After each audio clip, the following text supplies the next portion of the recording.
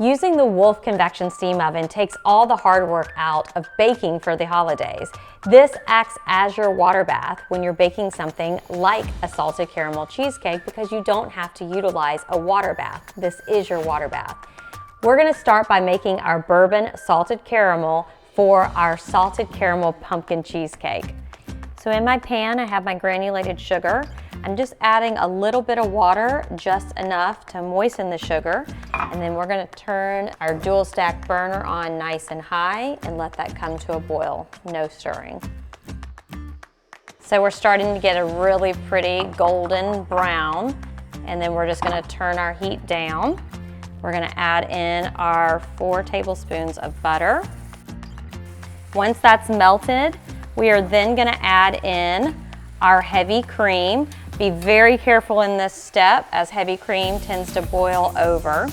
And then once that is incorporated, we're gonna add in some brown sugar, give us that really deep, nice molasses flavor.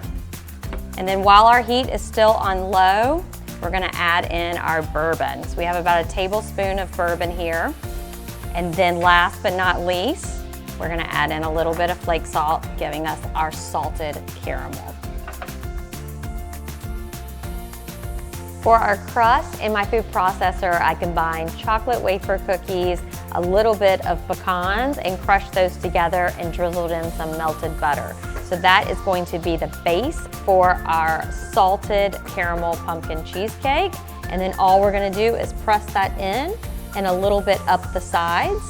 And then once that's done, we have preheated our convection steam oven to 300 degrees convection mode. And we're just gonna pop this in for about 10 minutes. And then while that is baking, we can start on our filling.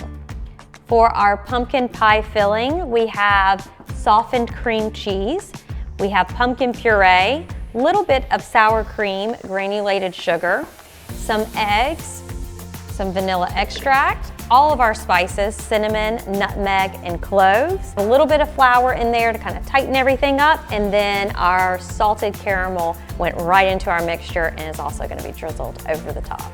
And then we're gonna go right back into our steam oven for about an hour on convection humid.